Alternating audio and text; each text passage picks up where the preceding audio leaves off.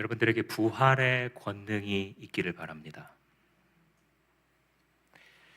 부활을 믿는다는 것도 쉽지는 않습니다. 믿어지지는 않습니다. 그런데 부활을 믿는다라고 해도 부활의 권능을 경험하면서 살아가는 사람들은 아주 드뭅니다. 오늘 이 부활에 대해서 증명하는 설교는 하지 않겠습니다. 제가 종종 하기 때문에 증거들이 너무나 많죠.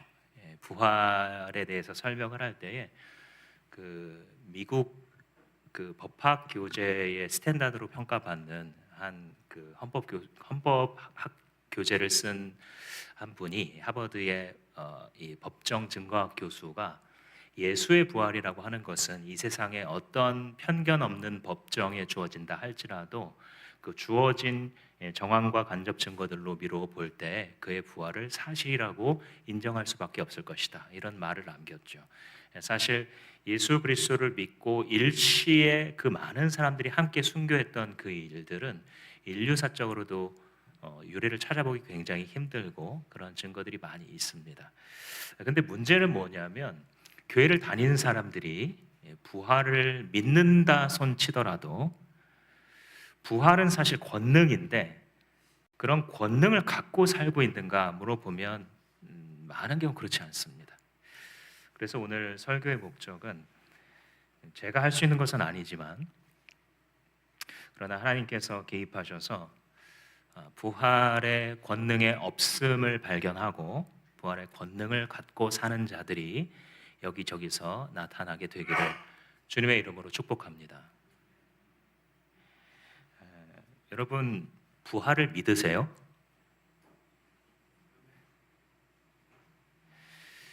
여기에 아멘 할 수 있는 분들은 이상한 분들이에요. 왜냐하면 부활은 그냥 믿어지는 게 아니거든요. 부활이라고 하는 것은 인간의 이성을 가지고 철저한 합리성을 가지고 살아가면 제일 믿을 수 없는 게 부활입니다. 사실 교회를 많이 다니면서 예수님의 가르침들이 좋죠. 뭐 사랑하라, 평화하라 얼마나 좋아요. 받아들여져요, 솔직히. 그런데 죽은 자가 다시 산다? 이게 그냥 믿어질 수 없는 게 부활입니다. 부활은 보통은 우리가 믿을 수 없는데 초월자이신 하나님이 살아계신다라고 한다면 믿는 단계까지 가는 기적이 일어나는 것이지 결코 그냥 자연스럽게 믿어지는 것은 아닙니다. 다시 한번 질문을 바꿔서 여러분들한테 여쭤볼까요? 여러분들 기적을 믿으세요? 성경에 기록되어 있는 하나님의 권능과 기적들 이런 게 믿어지시는 분들은 이상한 분들이세요. 분명히 배울 거 다 배웠고 과학 지식과 교육을 다 받았는데 물 위를 걸어가고 떡 몇 개를 가지고 몇천 명이 무슨 인간의 기본적인 소양을 가지고 믿을 수 없는 게 부활이고 예수 그리스도의 기적입니다. 그런데 이제 기적이 뭐냐면 이걸 믿는 거예요. 예수님이 4대 성인이라 그러고 되게 훌륭한 말씀 가르쳤을 것 같잖아요. 그런데 어느 면으로 보면 허풍쟁이에요, 예수님이. 오늘 우리가 읽은 본문이 그 유명한 무슨 말이 나오냐면 나를 믿는 자들한테는 이런 표식이 따라오는데 그게 뭐냐면 새로운 방언, 언어거든요, 언어. 새로운 방언을 말하게 될 것이고 독사를 집어도 독을 마셔도 해를 받지 않고 귀신을 명하면 귀신이 쫓겨나가고 병든 자에게 손 얹어서 기도하면 낫게 된다라고 기록을 하고 있어요. 근데 그게 특별하지가 않고 나를 믿는 자들에게는 이런 사인이 있을 것이다 라고 말하고 있어요. 우리가 예수 그리스도를 피상적으로 생각하면 참 좋은 거 많이 가르치신 훌륭한 스승이다라고 생각하지만 만약에 이 말이 사실이 아니면 예수님의 하는 모든 말은 믿을 수 없는 겁니다. 다시 말하면 기적이 없으면 기독교는 무너져요. 부활이 없으면 다 헛짓하는 겁니다. 전 세계적인 교회 짓고 2000년 동안 난리 법석 그냥 피운 거고 하나의 인류적인 종교적인 현상일 뿐이에요. 다 필요 없습니다. 부활이 없으면. 기적의 하나님이 없으면 다 무너지는 겁니다. 미국 이 켄터키 주에 제이미 쿠츠 목사님이라는 분이 계셨어요. 이분이 어떤 분이냐면 그 설교를 할 때 종종 뱀을 감고 나오셨어요. 진짜로. 어려서부터 이 뱀이 친숙하셨고 되게 잘 다루셨는지 막 이제 하면서 이런 성경 말씀 가르치면서 여러분 성령으로 충만한 사람들은 뱀에 물려도 죽지 않습니다. 그러면서 정말 얼마나 실감 났을까요? 여기 앞에 앉아 있는 성도들이. 그래서 이게 알려져 가지고 세상에 이런 일이 그러면서 이제 미국 그 TV 프로그램에도 나가가지고 또 보여주고 이런 분이었습니다. 2014년 2월 15일 뱀을 들고 그날도 설교를 하고 계셨는데 그날은 물은 거예요, 뱀이. 독사였어요, 독사. 그래서 이제 피가 철철 흐르고 교인들이 목사님 빨리 병원에 가자고. 그런데 믿는 자에게는 이런 능력이 있다고 목사님 거부하십니다. 그리고 돌아가셨어요. 신문에 난 사건입니다. 찾아보시면 나올 거예요.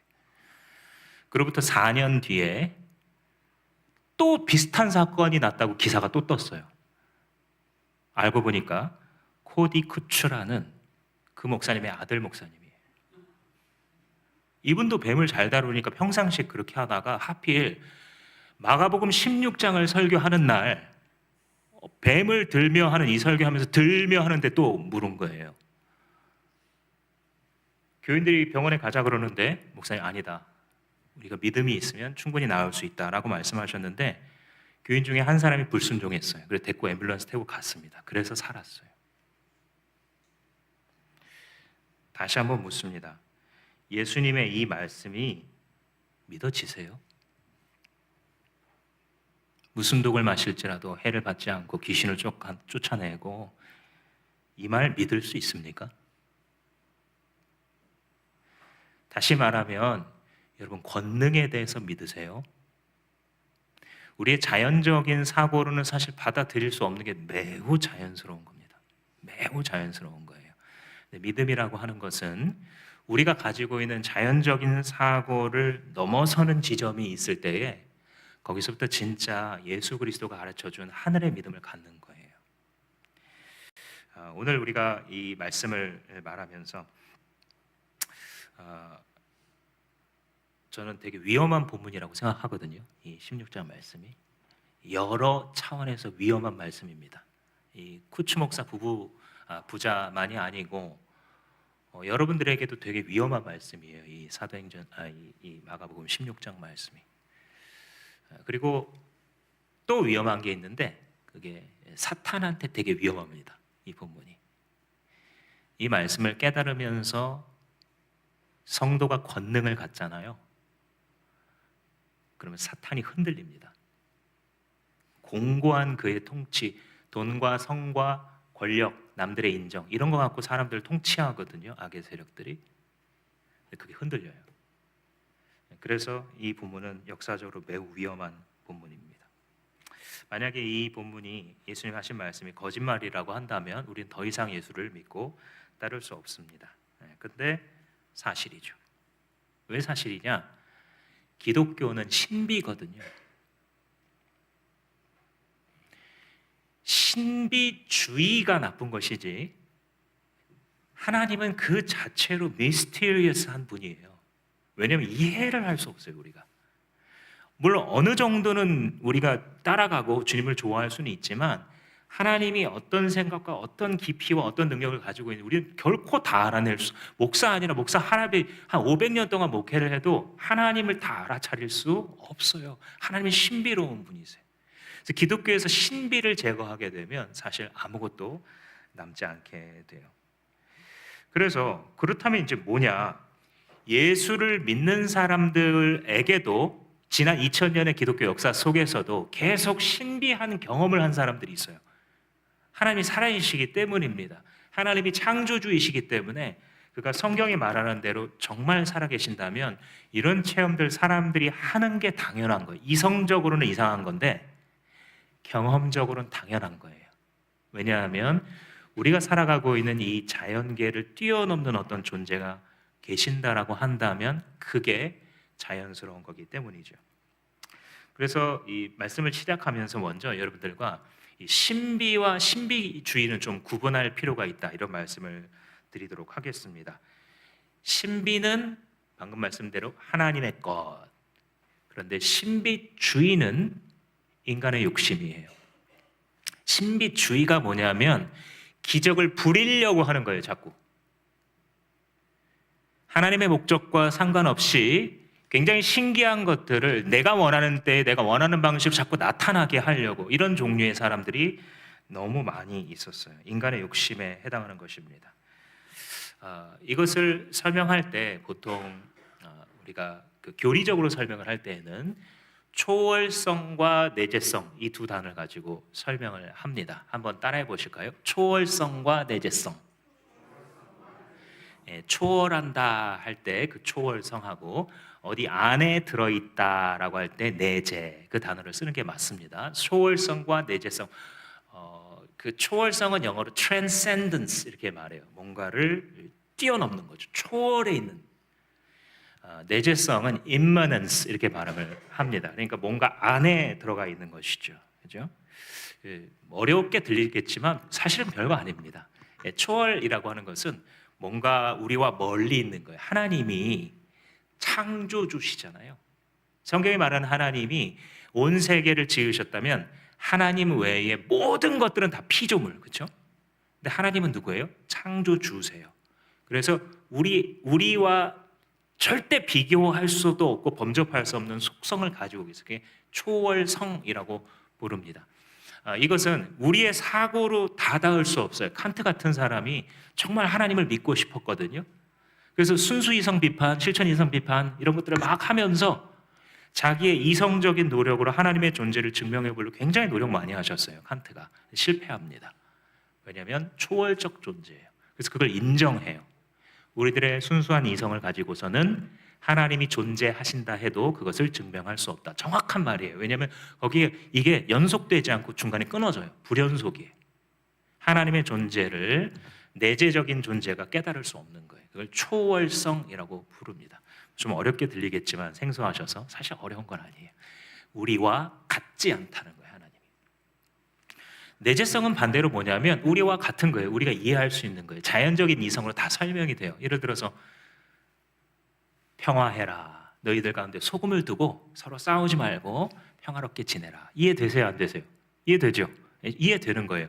서로 사랑해라. 용서하고 잘 공동체와 가정을 꾸려가라. 다 이해돼요. 그래서 예수를 믿지 않는 사람들도 이해됩니다. 이게 내재성. 그죠? 되시겠죠?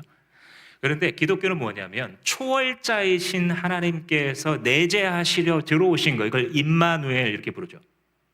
성육신이 되어주신, 이게 크리스마스잖아요. 그래서 우리들 중에 오셔서 우리와 연속되세요. 그래서 예수님이 먹고 자고 말하는 것들을 우리가 다 듣고 다 함께 지낼 수 있어요. 그렇죠? 초월자셨는데 인간의 몸을 입고 내려오십니다. 이거 자체도 신비죠, 사실은.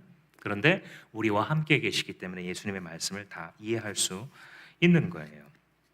근데 이제 문제가 뭐냐면 사람들이 이 둘 중에 하나만 취사 선택하는 경우들이 있습니다. 예를 들어서 초월성이 잘 안 믿어지잖아요, 사실. 그러니까 이걸 아예 지워요. 그리고 예수가 말하는 내재성만 받아들입니다. 연속적 사고, 우리가 합리적으로 그냥 이성적으로 받아들일 수 있는 예수의 모습만 딱딱 뽑아가지고 밑줄을 치고 가는 거예요. 실제로 어떤 분은 성경을 이렇게 칼을 가지고요, 자기가 믿을 수 없는 걸 다 잘랐어요. 그러면 성경이 이제 어떻게 될게요? 반도 안 남아요. 3분의 1도 안 남아요. 하나님의 그 초월성을 다 제거하면. 그래서 널널한, 일부러 그렇게 해보신 분이 또 있어요. 근데 이제 그렇게 되면 어떻게 되느냐? 하나님을 세상의 일부로 만들려는, 그죠? 세상과 다른 분이신데 하나님은 세상의 합리 법칙이 끼워 넣으려고 하니까 자기 수준의 하나님이 만들어지거든요. 그래서 능력이 사라져요. 서구권의 그 대단한 건축물, 그 교회들이 다 술집으로 바뀐 이유가 자기들이 원하는 대로예요. 초월자이신 하나님의 존재를 다 지우고 그가 가르친 윤리적이고 착한 삶이 있잖아요. 거짓말하지 말아라, 이런 것들만 남기니까 물론 말은 좋죠. 근데 초월성이 사라지잖아요. 거기에 어디 하나님 경험이 있겠습니까? 거기 무슨 신비함이 있어요? 예, 이성에 부합하니까 이제야 기독교가 정신 차리고 뻘소리 안 하고 상식에 부합하는 얘기하는구나 하고 사람들이 처음에는 박수 쳐주죠, 언론에서. 그런데 한 세대가 지나가기 전에 교회가 문을 닫는 거예요. 왜요? 초월자이신 하나님을 더 이상 경험하지 못하니까. 이 자리에 신입생들 계시죠? 학교에 들어간 신입생들 가운데에 좀 이 설교를 정말 잘 들으셔야 되는 분들이 있어요.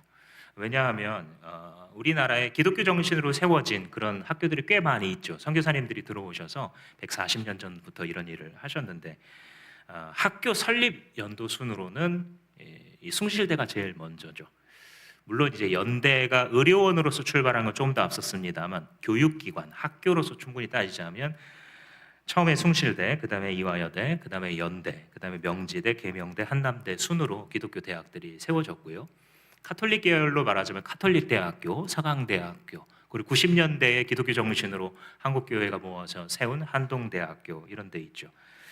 그리고 심지어 신학대학교들 중에 상당히 많은 숫자가 초월성을 벌였습니다. 다 그런 것은 아니겠지만 거기에 상당수의 교수님들 유학 가서 유수의 대학에서 박사학위 갖고 물론 공부 열심히 하셨고 제가 그분들을 욕하려는 거 전혀 아닙니다. 근데 그분들은 초월자이신 하나님이 잘 안 믿어지는 거예요. 기적을 다 알레고리컬하게 그냥 풀어요. 그래서 이런 기적이 일어난 것은 예수님의 이런 면을 좀 이렇게 과장되게라도 우리의 마음에 가르치는 하나의 티칭 기법이다 이렇게 봅니다. 그래서 자기들이 믿고 있는 대로 초월자이신 하나님 경험을 하지 못하고 그게 사라지니까 이제 그렇게 학생들을 가르치시기 때문에 제가 말씀드린 이런 대학들 그 외에도 몇 개가 더 있습니다만 거기에 입학해서 배우고 계신 분들은 아이러니하게 들리겠지만 체풀을 조심하세요. 아이러니하게 들리실 거예요. 기독교 세계관 이런 과목을 정말 조심해서 들으셔야 돼요. 무슨 말인지 아시는 분들은 아마 있을 거예요. 거기서 믿음 다 잃어버리고 나와요. 왜요? 면도칼로 초월성을 다 잘라내는 거를 박사학위까지 한 분이 가르치고 있잖아요. 그래서 목사님 뭐 한동대도 그러나요? 물론이죠. 이런 것들이 다 논란이에요 지금. 제가 결코 어떤 한 학교나 선생님을 이렇게 비판하려는 건 아니에요. 근데 신학이 어떻다라는 걸 말씀드리는 거예요. 그래서 여기에 많은 고민과 싸움들이 있습니다만 그 하나하나가 중요한 것이 아니고 그들이 하나님의 신비를 지우려고 했기 때문에 초월성과 예수님의 기적들 이런 것들을 지우려고 했기 때문에 영광스러우신 주님을 체험하지 못한다는 거예요. 반대로 내재성을 제거하잖아요. 하나님이 우리에게 주신 이성과 합리성이라는 것 정말 좋은 선물이에요. 인간처럼 가만히 집안에 앉아서 온 세계와 바다와 하늘에 대해서 다 상상력을 떠올리고 있지 않았던 것들을 만들어서 심지어는 인간보다 뛰어난 AI를 만들어내는 이런 이성적 존재가 어디 있어요? 이거 하나님의 영광의 일부예요. 그걸 배제하고 무조건 신비 체험 이런 분들이 있습니다. 여기 판교에도 아마 한 10,000명쯤 이제 모인다고 제가 들은 건데 엄청나게 부흥해요. 왜냐면 막 미래를 알려주거든요. 기도하다 보면 막 다 예언해주고 여기 이제 내재성을 제거하고 기적을 부리려고 하는 사람들 한 세대 동안 반짝하지만 지나가게 됩니다. 사탄이 이런 사람들에게 역사에서 어느 한쪽으로 기울어진 기독교를 만들게 되면 처음에는 열광할지 모르겠지만 굉장히 멋있어 보이겠지만 시간이 지나가면 흔적도 없이 사라지게 됩니다. 그래서 오늘 본문은 우리한테 뭘 가르쳐 주냐면 부활의 증인들에게는 하나님의 권능이 나타난다는 것을 보여주는 장면이에요. 그래서 여러분 이거를 오늘 설교를 잘 들으려는 데에 초점을 두지 마시고요. 권능만 생각하세요. 예수님의 말이 아예 안 믿어지면 그건 또 하나의 길입니다. 그걸 제가 탓하려는 건 아니에요. 예수님의 부활이 안 믿어지고 예수님의 권능이 안 믿어지는 건 그건 또 어쩔 수 없어요. 그건 다음번에 또 다룰게요. 근데 일단은 오늘은 예수님의 부활이 믿어진다. 혹은 믿어보고 싶다. 믿음을 가져보고 싶다. 이런 분들이라고 한다면 한 가지 기독교라고 하는 것은 하나님이 초월자이시기 때문에 권능이 드러나는구나. 근데 누구한테 드러나냐면 예수의 부활을 믿는 자들에게. 되시겠죠? 이걸 가지고 몇 가지를 좀 생각해 보겠습니다. 첫 번째 예수님이 가르쳐 주시는 것은 뭐냐면 이 내재성에 갇혀서 살아가는 사람들의 모습을 보여주세요. 이거를 쉽게 말하면 너는 왜 믿지 못하니? 이렇게 자꾸 말씀하세요. 왜 믿지 못하니? 11절 말씀해 보시면 막달라 마리아가 예수님 살아났다고 증언을 하는데 이 11제자가 믿었어요? 못 믿었어요? 못 믿었다라고 기록을 하고 있습니다. 이 막달라 마리아가 어떤 사람이냐면 예수님 부활하자마자 처음으로 본 사람이 막달라 마리아예요. 막달라라고 하는 것은 지명이에요.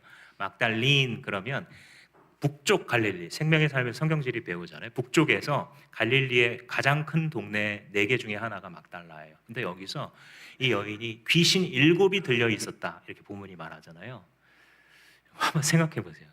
귀신이 7이 들렸다? 이 귀신이 하나님 정도는 아니어도 약간의 초월성을 갖고 있어요. 그래서 예수 믿기 되게 좋은 포인트가 뭐냐면 귀신이 정말 있기는 있네. 요게 되시는 분들은 그 다음에 예수 믿기가 쉽습니다. 실제 자기 두 눈으로 봤거든요. 귀신의 그 일하는 그 장면들을. 영의 세계가 있구나를 알게 되는 게이트웨이예요. 그것도 하나의 축복인데 귀신이 무섭고 두려운 것도 좋은 건 아닌데 믿음을 향한 하나의 통로는 될 수 있어요. 근데 이제 귀신이 들어오게 되면 귀신은 강압하는 영이거든요. 하기 싫은 일을 하게 만들어요. 그죠? 그래서 이 막달라 마리아가 7 귀신이 들렸다는 것은 뭐냐면 그녀의 삶이 완전히 망가져 있는 거예요. 내가 이렇게 하면 안 되는데, 이렇게 하면 안 되는데 싶은데 그거 계속 하는 거예요. 왜 그런 거 있지 않아요? 우리 아빠가 너무 싫었어. 시간 지나 보니까 내 얼굴에서 아버지가 보여요. 엄마가 너무 안 돼 보였는데 나는 저렇게 안 살아야지 하는데 그렇게 살고 있어요, 내가. 귀신은 악의 영들은 강압하는 게 특징이고 하나님과 주의 천사들은 설득해요, 인격적으로. 인격을 만드신 분이시기 때문에 그걸 짓밟지 않으십니다. 믿음은 선택이에요. 강압 아니에요. 근데 사탄은 강압해요. 그러니까 그 강압에 눌려 있었던 이 여인이 예수를 만나서 귀신이 축귀 되었어요. 어떻게 했어요? 진짜 사랑하는 거예요, 예수님. 예수님 아니면 살 수 없다는 걸 깨달은 사람이에요. 그래서 그 북쪽 갈릴리에 살던 사람이 예루살렘까지 따라와 있는 거예요, 지금. 자기 돈 써서. 자기 돈 써서 숙식 해결할 뿐만이 아니라 예수님 숙식 해결하려고, 예수님 요리해드리려고 따라다니는 거, 십자가에 매달리는 순간에도 막달라 마리아가 있었어요. 그리고 예수님 죽으셨는데도 예수님 부활 얘기했었는데 하면서 무덤에서 서성거리고 있으니까 그때 예수님 만난 거예요. 많이 치유된 사람이 많이 사랑하는 거예요. 많이 용서받은 사람이 많이 예수님 사랑하는 거거든요. 성경 참 재밌죠. 성경. 이게 만약에 어떤 그냥 천재가, 어떤 종교 천재 있잖아요. 이런 식으로 하면 사람들이 잘 믿을 거다 해서 이 성경을 썼으면 막달라 마리아를 거기 세우면 안 돼요. 전략 실패입니다. 왜냐하면 이 여자들은 증거 능력이 반밖에 인정이 안 돼요. 인격성을 이 당시 2000년 전의 사회에서는 여자의 인격성을 반만 인정해 줬거든요. 그래서 공식적인 법정의 기록 이런 것들을 할 때 증인은 여자 안 받아줘요. 남자들만 받아줍니다. 그러니까 그 종교 천재가 이 프로파간다로 예수라는 사람의 종교를 좀 널리 퍼뜨리려고 한다면 이렇게 하면 안 되고요. 남자가 처음 봤다 이렇게 해야 되는 거고, 그것도 갈릴리 총구석 이런 사람 말고 아리마대 요셉쯤 돼야 돼요.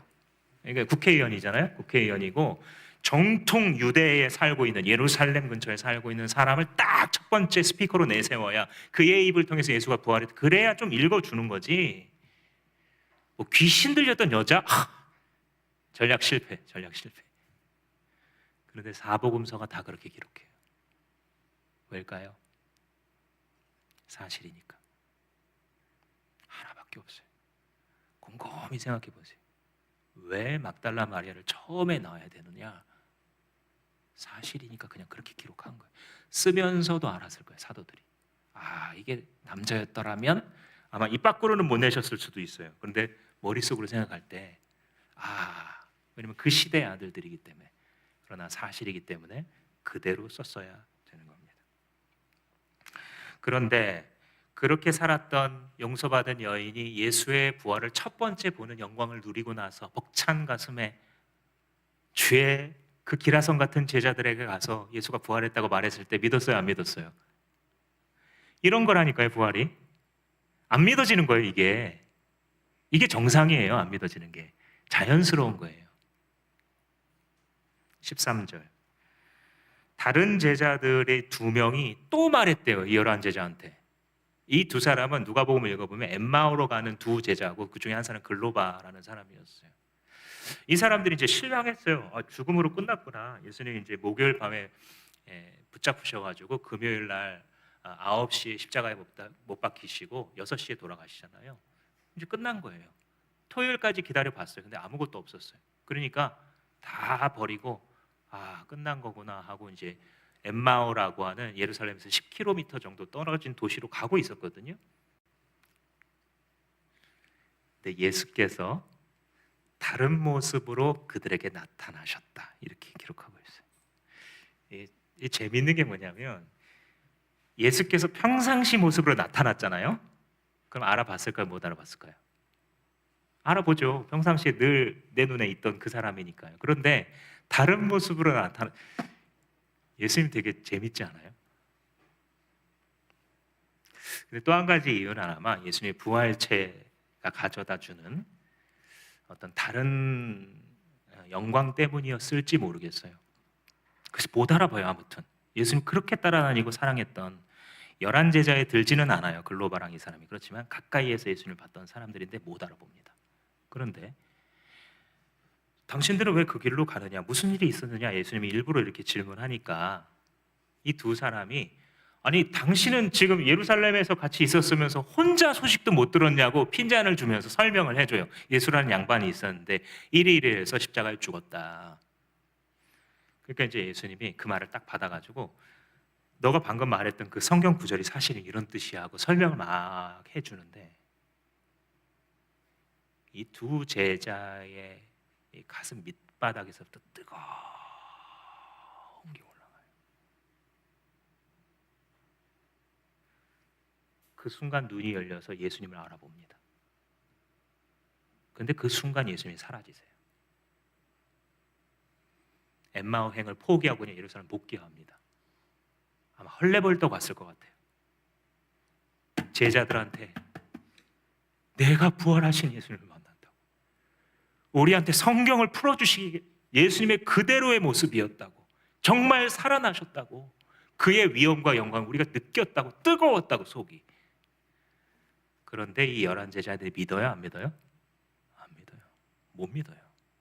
이런 거예요. 부활을 믿는다는 게. 우리가 예수님을 믿는다라는 게요, 이게 자연스러운 게 아니라니까요. 믿고 싶어도 못 믿어요. 왜요? 우리는 초월의 세계를 늘 없이하고 살아왔잖아요. 거기에 익숙하기 때문에 초월자이신 하나님을 만날 준비가 되어 있지 않습니다. 세 번째, 14절에 보시면 예수님이 친히 나타나요. 이제는. 그래서 뭐라고 말씀하시냐면 믿음이 없는 자들아, 꾸짖으세요. 오늘 본문에 3번 꾸짖으시거든요. 믿음이 없다, 믿음이 없다, 믿음이 없다.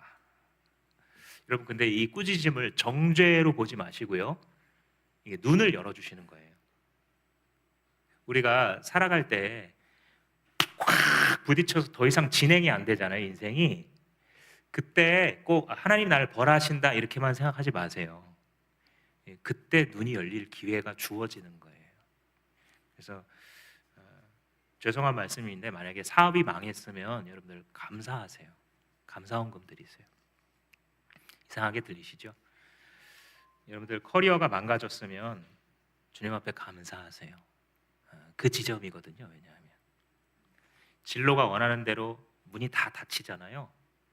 그때 하나님 보시고 주님 앞에 한 번도 드려보지 않았던 기도를 드려보세요. 왜냐면 그 지점에서 눈이 열리는 거예요. 주님이 우리를 정죄하려고 그러는 게 아니고요, 퍼니시하려고, 처벌하려고 그러시는 게 아니에요. 하나님 그런 분이 아니라고 계속 말씀하셨어요. 그런데 채찍질을 해서라도 자녀를 올바른 사람으로 키우려고 하는 지혜롭고 자애로운 아버지 어머니처럼 하나님께서는 때로 우리의 삶에 채찍질을 가하시고 우리를 정죄하는 것이 목적이 아니고 우리를 살게 하려고 그럴 때가 있어요. 그래서 자식들이 다 이해는 안 돼도 그것을 받아들이면서 감사할 때 소통이 일어나는 거예요. 주님과 눈이 열리는 거예요. 예수이신지 알아보는 거예요. 아, 이게 나는 세상의 저주인 줄 알았는데 그게 내가 하나님을 만나는 순간이었구나 하고 기쁜 경외심을 가질 수 있게 되는 것입니다. 이 제자들 보세요. 3년 동안 기적을 봤잖아요. 예수님이 물 위를 걸어오고, 그죠? 막 물결 있는 풍랑을 말 몇 마디로 꾸짖어서 잠잠케 하시고, 이걸 다 본 사람들이 누구예요? 바로 다름 아닌 이 11 제자들이잖아요. 그런데 왜? 슬픔이라고 하는 내재성의 벽에 갇혀 있는 거예요, 이 사람들이. 우리가 일주일 내내 알고리즘 얘기했잖아요. 사람들 자기 알고리즘이 있다고. 그러니까 우리가 유튜브를 볼 때에도 내가 과거에 클릭한 것들이 알고리즘에 계산이 되어서 계속 추천 목록에 뜨죠. 또 하나는 뭐가 떠요? 추천 목록에?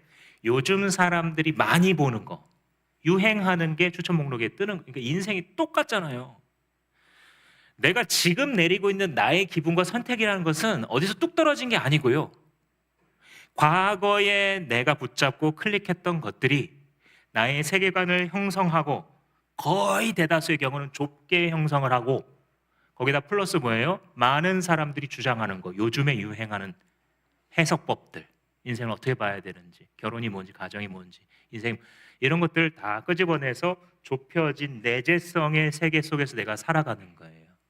그런데 어때요? 내재성의 세계로 살아갈 때에 선한 의도를 베드로가 가져도 좋은 결과가 안 나오잖아요. 그죠? 그게 왜 그러냐? 하나님 원래 초월자 하나님이신데 그 하나님을 거세한 상태로 내가 만든 나의 세계 속에서 살아가 보세요. 교회를 다닌다 한들 무슨 기쁨이 있겠으며 거기 무슨 하나님이 이해되는 게 있고 거기에 어떤 평강과 능력이 나타날 수 있어요? 없죠. 그죠? 하나님을 초월자이신 하나님을 배제하고 살아가는데 하나님을 체험할 수 있는 방법이 있어요?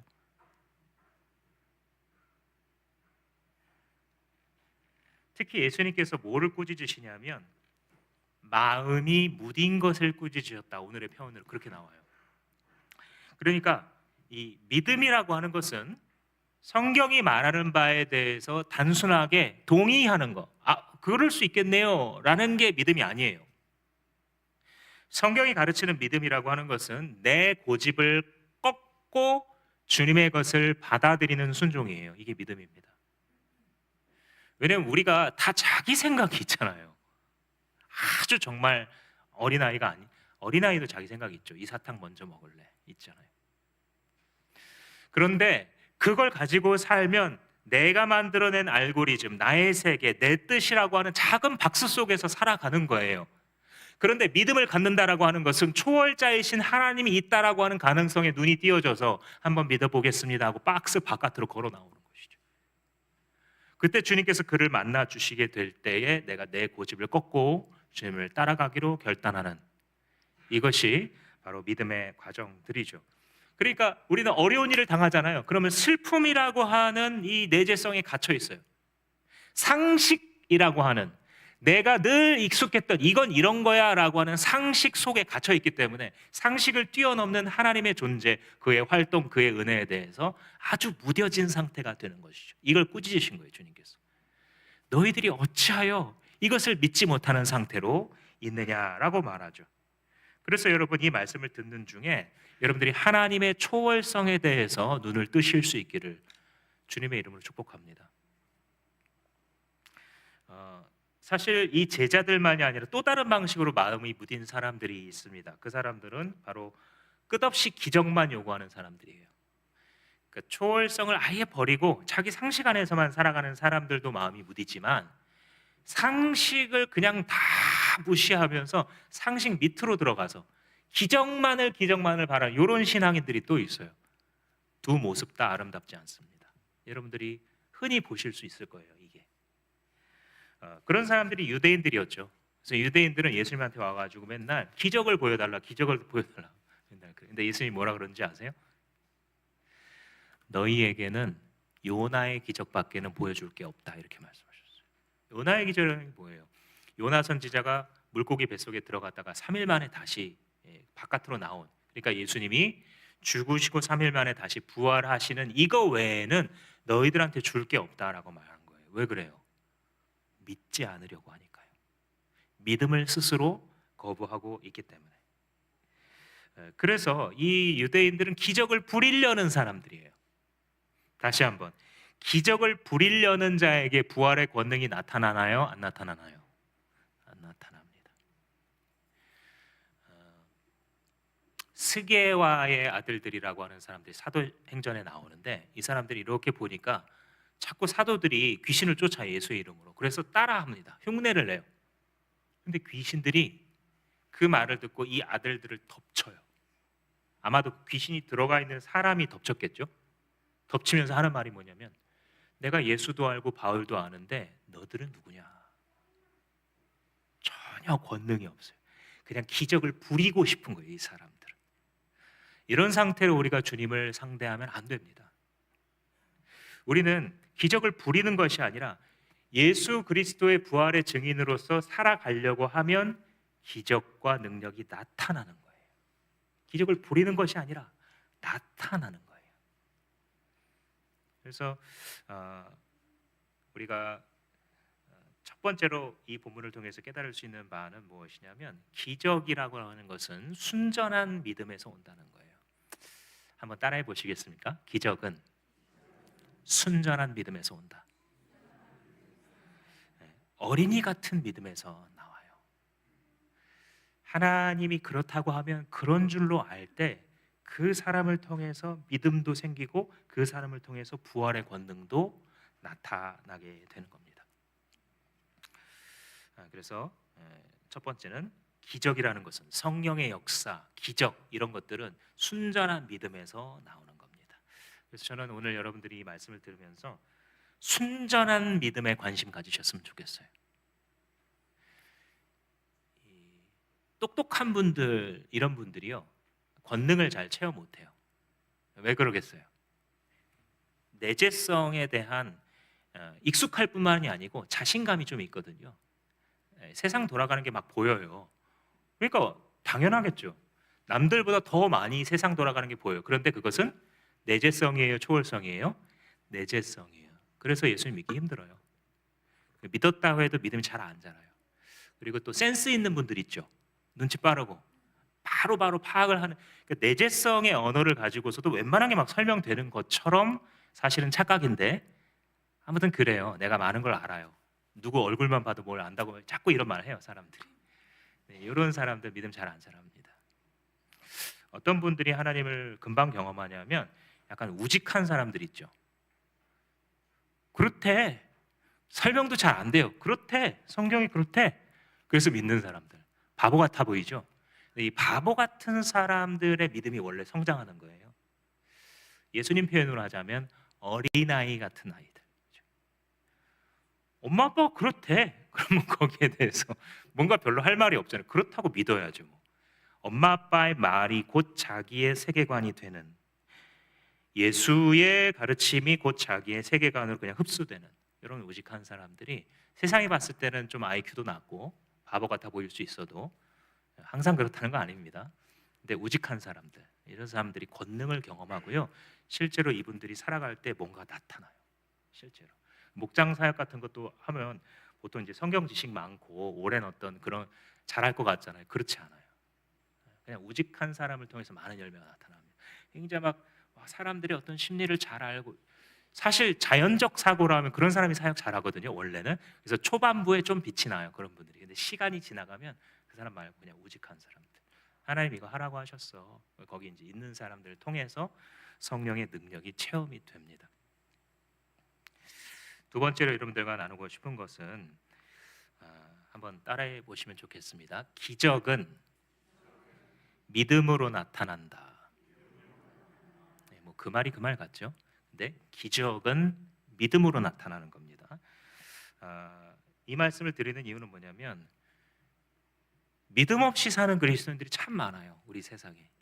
근데 이제 그렇다고 당신의 믿음 가짜다 그 얘기가 아니고요. 어떤 믿음이냐면 지금 예수님이 하는 이 말씀 있죠. 나를 믿는 자에게는 이런 표적이 따를 것이다. 새 방언을 말하고 뱀을 집으며 독을 마실지라도 아무 해를 받지 아니하고 병든 자에게 손 얹은즉 그가 낫고 귀신을 명한즉 귀신이 쫓겨나리라. 이 권능에 대한 얘기라 그랬잖아요. 그런데 이 권능에 대한 아무런 믿음 없이 살아가면 그 믿는 대로 권능 없는 삶을 살거든요. 이런 사람이 너무 많은 거예요. 사실 제가 이 말을 웃으면서 하면 안 돼요. 너무 안타깝거든요. 자기가 누군지를 몰라요. 우리 안에 예수께서 주신 믿음의 권능이라는 것이 병든 사람 불러가지고 기도하면, 물론 우리가 기적을 부리는 사람 아니라 그랬죠. 그때와 방법은 주님이 알아요. 근데 그걸 우직하게 믿고 진짜 기도하잖아요. 이루어져요. 귀신 왜 안 쫓겨나갑니까? 귀신이 하는 어떤 그런 일들이 약간 정신병이나 이런 거랑 구분은 좀 되어야 됩니다. 오버랩되는 영역도 있지만, 그런데 실제로 쫓겨나가요. 사탄의 역사 쫓겨나갑니다. 가정에 사탄의 한 역사가 있잖아요. 그러면 저 양반들 도대체 왜 저렇게 하고 있는지 제3자가 이해가 안 될 정도예요. 그런 경험 있으시죠? 특히 기혼자분들, 미혼자도 자기 부모 보면서 그런 생각하는 분이 있을 거예요. 도대체 왜 우리 가정은 왜 항상 이 분위기일까? 이상하잖아요. 남편이 나쁜 사람도 아니야. 객관적으로 아내가 나쁜 사람도 아니야. 근데 세상 지옥이야 그냥. 귀신의 역사거든요. 밀려나갑니다. 실제로. 무슨 오은영 박사님 이런 사람이라서 가정이 좋아지는 게 아니고 그냥 능력이 나타나요. 행복이 임해요. 실제로. 하나님을 사랑하고 복종하려고 하니까 서로를 존중하고 복종하게 되거든요. 이번에 부부의 삶 같은 거 들으시는 분들은 굉장히 복된 분들이에요. 근데 믿음을 갖고 들으세요. 그런 걸 할 때. 어떤 상 공부를 하시더라도 어린이 청소년도 마찬가지고 어린이 청소년들이 어떤 그런 상 공부를 듣거나 목장 모임 참여할 때 여러분 아무것도 모르면서 한마디 하지 마세요. 제발. 힘만 빼는 거예요. 힘만 빼는 거예요. 그냥 주님이 알아서 불러주셨기 때문에 굉장히 밀어주세요. 잘하는 거라고. 수고 많다고. 그러니까 기독교인들이 이런 걸 체험 못하고 세상에서 빌빌거리고 세상 사람들도 막 이제는 다 알아챘어. 니네들 우리랑 똑같구나. 성범죄율, 권력에 대한 집착과 이대 홀로기, 하수인 우리랑 똑같네 너희들도. 그렇잖아요. 무슨 능력이 있어요 여기에. 부활의 증인으로 살려고 하지 않으면 권능이 나타나지 않고 권능이 없으면 세상에서 먹히는 거예요 그냥. 예수가 어디 있고 하나님 나라가 어디 있어요. 먹고 살기 바쁜데 솔직히 여기서 못 벗어나요. 이 박스에서. 우리가 살아가는 것은 부활의 증인으로 살려고, 왜냐면 우직하니까 주님이 그러라고 그러셔서 그 길밖에 없나 보다 하고 부활의 증인으로 살려고 하는데 자꾸 권능이 나타나는 거예요. 그래서 자기가 그러려고 그런 것은 아닌데 돈의 이슈가 그냥 해결돼요. 자기가 끊지 못했었던 그 악습들이 지긋지긋한 것들이 끊어져 나갑니다. 이 권능이 아니고 뭐겠어요? 이걸 모르고 살아가니까 너무 안타까운 일이에요. 그러나 오늘 같은 이런 말씀을 읽으면서 하나님이 그렇대. 우리는 부활의 증인이래. 우리가 아직 목숨이 남아있는 이유는 딴 거 아니고 부활의 증인이래. 그래서 그렇게 살아가려고 하면 이 말을 잘 들으셔야 돼요. 부활의 증인으로 살아가려고 하는 자에게 필요한 만큼 부어주시는 것, 이게 권능이에요. 다시 한번, 부활의 증인으로서 살아가려고 하는 사람에게 필요한 만큼 부어주시는 것이 권능이고 은사예요. 반드시 나타날 겁니다. 말씀 듣고 마음속으로 이거를 동의하고 받아들이고 내가 그러기 원합니다 이렇게 하는 분들에게 나타나게 될 거예요. 새 방언을 말하고 예수 이름을 귀신 쫓아내고 무슨 독을 마실지라도 해를 받지 아니하고 병든 자에게 기도하여서 일으킬 수 있는 이런 능력이 안 나타났느냐? 다 쿠츠 목자 부자 같았느냐? 아니요, 나타났어요. 실제로 방언을 보면 성경에 계속 기록되어 있잖아요. 사도행전 2장에 특히 보면 참 재밌는 장면인데 거기서 성령이 방언을 하게 하시니까 예수님의 제자들이 갑자기 방언을 합니다. 방언이라는 것은 이제 여러 나라 말 이런 뜻이거든요. 이 유대인들이 분명히 히브리어나 아람어로 말을 해야 되는데 다른 나라 말로 듣는 거예요. 다른 사람들이. 이게 방언이라고 기록되어 있거든요. 사도행전 2장에 실제로 있습니다. 이런 현상이. 저도 굉장히 드문 일이지만 제가 직접 아는 사람이 영어 방언을 받은 사람이 있어요. 영어 공부를 전혀 못하는 사람인데 어느 날 갑자기 기도하다가 방언이 터져서 영어로 말하는 이런 케이스들이 있어요. 이 사도행전 2장의 방언은 언어 방언이었던 게 되게 분명해요. 왜냐하면 거기 근처에 예루살렘 근처에 사도들이 모여 있을 때에 여러 나라에서 온 나그네들이 있었는데 그 사람들이 각각 다 자기 말로 복음이 들리는 거예요. 여기는 두 가지 가능성이 있는데 하나는 이 방언을 말했을 때에 다른 나라 언어를 구사한 거예요.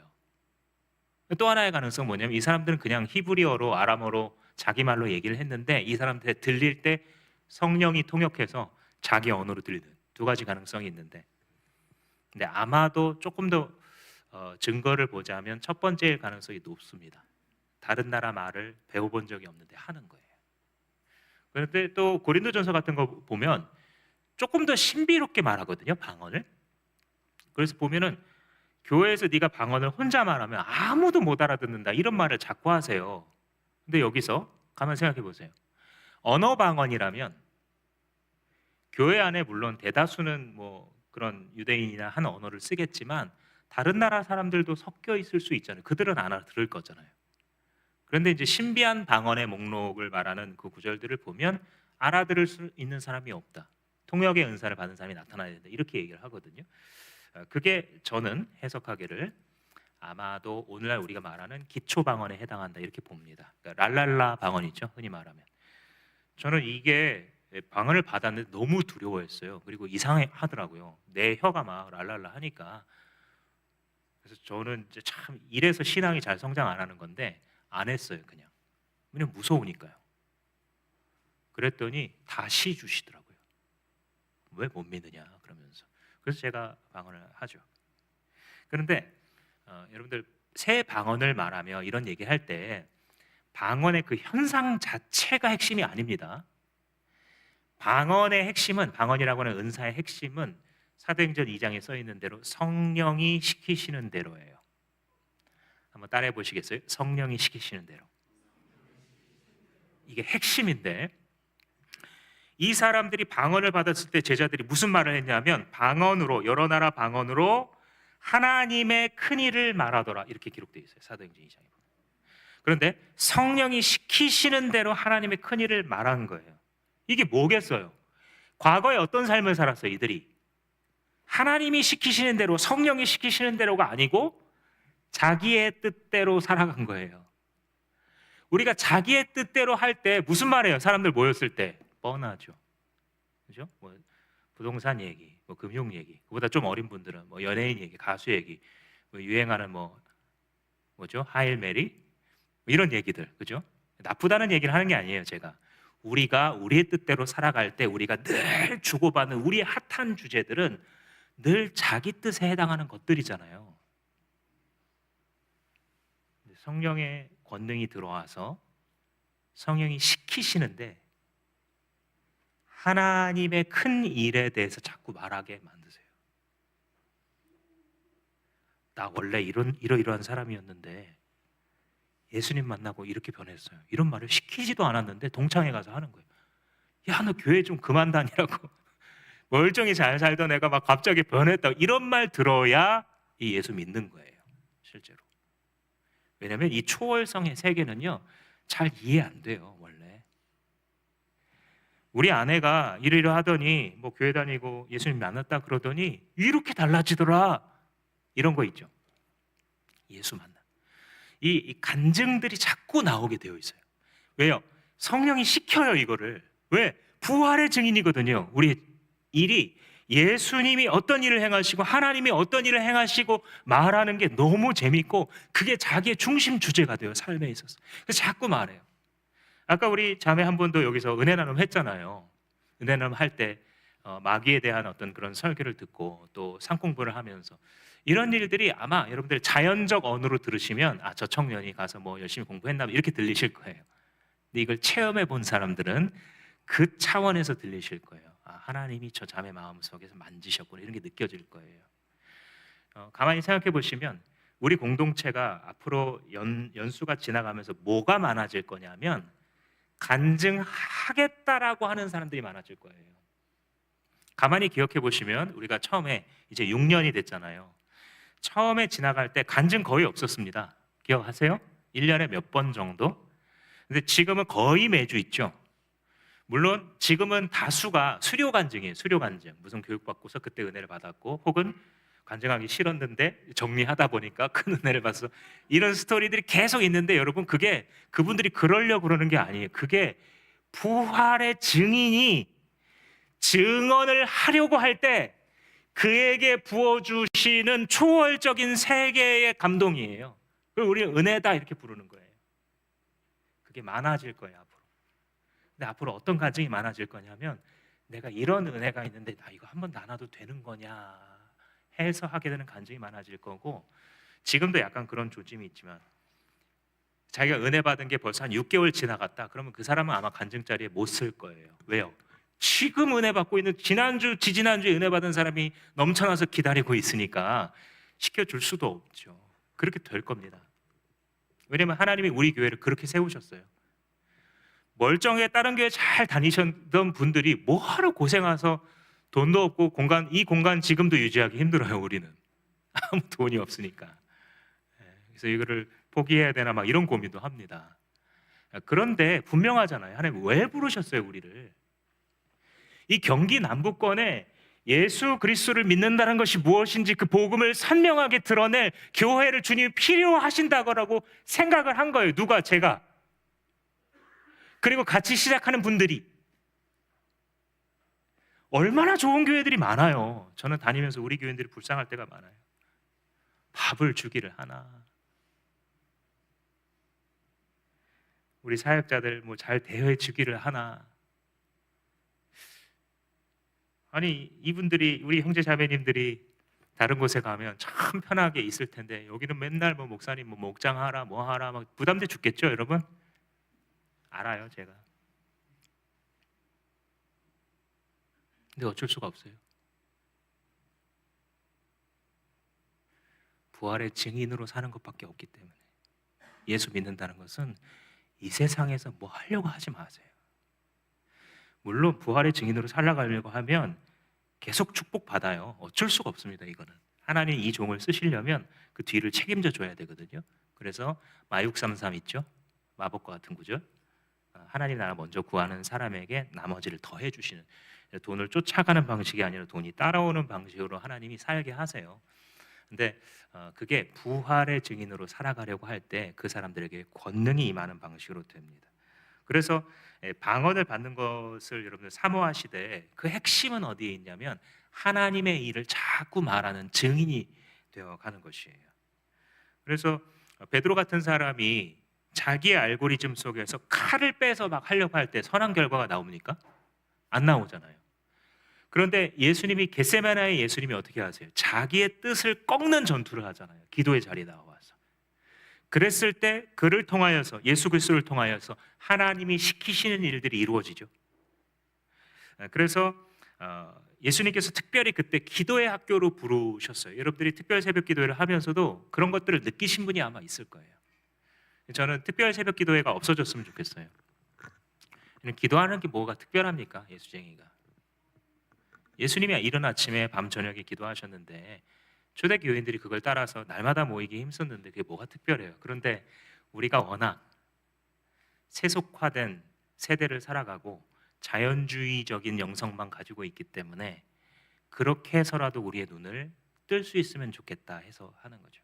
그래서 여러분들 가운데 만약에 이 고난주간 특세를 하시면서 예수님이 날 지금 기도의 학교로 부르시는구나, 이런 분들 꼭 나오세요. 4월 달도 지속이 됩니다.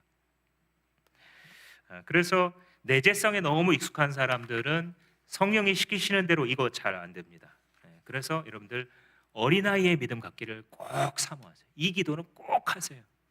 주님, 어린아이 같은 믿음을 갖게 하소서. 한번 따라 하시겠습니다. 주님, 어린아이 같은 믿음을 주소서. 딴 게 아니라 우직한 거예요. 성령이 시키시는 대로. 그게 방언을 비롯한 모든 하나님께서 부어주신 은사와 권능의 핵심입니다. 다른 것들 뭐 시간상 좀 짧게만 말씀드리자면 귀신을 쫓아내는 거 이런 거 나타났죠. 사도 바울이 점 잘 치는 여종한테 해서 쫓겨나가잖아요. 우리나라에도 지금 이 무당 예능 디즈니 플러스인가요? 뭐 한때 뭐 망할 것이다라고 봤는데 엄청 대박이 터졌다면서요. 그러니까 지금 이 세대가 되게 합리적인 것 같아도 우리의 젊은 세대들 교회 다니면서 타로점 보고 교회 다니면서 무당 찾아갈 거예요. 우리 세대가 그랬던 것처럼, 우리 아버지 세대가 그랬던 것처럼. 그런 종에게 사도 바울이 명령했을 때 귀신이 쫓겨나가는 역사가 나타나게 되죠. 누구의 이름으로? 예수의 이름으로. 사탄이 하는 일은 악한 영들을 막 부려요. 에베소서 6장에 보면. 또 자기를 경배하게 만듭니다. 요한계시록 6장에 보면 그 통일교 문선명 같은 사람들, JMS 신천지 뭐 이만희 이런 사람들 왜 그렇게 따르겠어요, 여러분? 일정한 능력이 있습니다, 이 사람들이. 귀신이 자기를 하나님으로 포장하기 때문에 그 문선명 씨에게 따지려고 몇몇 사람들이 가서 당신 왜 이렇게 사회적 무리를 일으키느냐 찾아갔대요. 문선명이 거기 서 있으라 하니까 발이 안 움직이더래요. 귀신도 일정한 능력이 있어요. 그러니까 사람들이 따르죠. 여러분들 집안마다 제일 좋은 목에 하나님의 교회나 이단 건물도 아마 하나씩 다 있을 거예요. 지금은 악의 영의 활동은 동화가 아니라 우리의 현실이에요. 어떻게 하면 우리를 죽이고 멸망시키고 우리로 하여금 주님을 따를 수 없게 만들까? 이것만 연구하는 놈들이에요. 그것뿐만이 아니라 욥기 같은 거 보면 육체적, 정신적 질병을 가져다 주죠. 그래서 내가 도대체 왜 이러지 싶은데 거기서 못 벗어나게. 내가 왜 이렇게까지 화가 나지? 자기가 생각해도 물건 다 던지고 때려 부순 다음에 어떤 사람은 아기를 집어 던져요. 자기도 이해가 안 돼. 조금 뒤에 내가 왜 이렇게까지 하지? 그러니까 사탄이 하는 일들은 사람의 마음을 미혹해서 범죄와 악을 향해서 나가도록 말해요. 그래서 예수님이 어떻게 하셨어요? 사탄아 물러가라 라고 말하잖아요. 이런 일들이 일어납니다. 악한 생각이 찾아오고 자기를 붙잡고 있었던 오랜 사단의 함정이 예수 그리스도 안에서 깨어져 나가는 거예요. 새로운 삶 같은 거 할 때 이거 연습하는 거예요. 근데 새로운 삶 들어가가지고 내재적 사고를 계속하는 분들은 죄송하지만 얻을 게 없을 거예요. 성령을 경험해야 되는데 한국교회 최초의 선교사님이신 이기풍 목사님 그 사모님에 대해서 제가 설명했었죠. 유남의 사모님이 예수님의 오른손을 꼭 붙잡고 살라고 아이들한테 가르쳐준. 그리고 사탄에게 박수칠 기회 주지 말라고. 우리의 이 새치열을 놀려서 부정적인 말을 내 입 밖으로 꺼내는 순간 저 사람은 이게 틀려먹었어. 저 사람은 참 못됐어. 이런 거 있죠. 이런 것들을 생각할 뿐만 아니라 입으로 꺼내놓는 순간 사탄이 잘한다고 박수친다는 거잖아요. 농담 같은데 매일 있는 일이에요. 어디에서? 우리의 가정에서. 어디에서? 우리 사람들의 사회 속에서. 미사일 날리고 초등학교를 막 폭격해서 사람들 죽이고 이게 어디서 나오겠어요? 악한 영들의 역사는 개인의 레벨에서부터 사회와 국가 레벨까지도 가는 거예요. 그리스도의 평강과 다스림이 있기까지 그 일은 계속될 거예요. 안타깝지만 뱀의 해를 입지 않는 거 이것도 나오죠. 사도 바울이 멜리데 섬에서 독사를 이렇게 떨어버리잖아요. 와, 당신은 신이군요 하고 이 원주민들이 복종하려고 그러니까 우리는 신이 아니라고 예수 그리스도의 권능이라고 증언하잖아요. 치유도 마찬가지죠. 치유의 기적들은 성경에 워낙 많이 나타나 있기 때문에 더 설명하지는 않겠습니다. 이것들을 정리하자면 귀신을 쫓아내고 방언을 말하고 독의 해를 받지 않는 이것은 기적 자체를 추구하라는 게 아니에요. 기적의 목적이 있는 거예요. 그게 뭐예요? 한마디로 사명이에요. 사명. 기적의 목적은 사명인 것이에요. 기적을 부리려고 하지는 마세요. 그러나 권능의 나타남을 당연시 여기시고 부활의 증인으로서 살아가세요. 그 목적이 뭐냐면 주님이 너희들은 나의 증인이야 라고 말하셨으니까 우리가 살 때에도 예수 그리스도의 부활을 말하려고 자꾸 노력하시고 죽을 때에도 내가 죽는 모습을 통해서 어떻게 예수 그리스도가 살아계신다는 사실 사람들에게 느껴지게 할까? 이게 됩니다. 실제로 장례식에서 확연히 구분이 돼요. 이렇게 살아가려고 할 때 성령 하나님께서 자기의 뜻대로 부어주시는 것이 권능이고 은사예요. 부활의 증인이 사명대로 살아가고자 할 때 주님이 부어주시는 것, 이게 권능입니다. 이것을 우리가 크게 작게 계속해서 체험해야 돼요. 기도하면 여러분 응답되나요? 답하기 힘드신가요?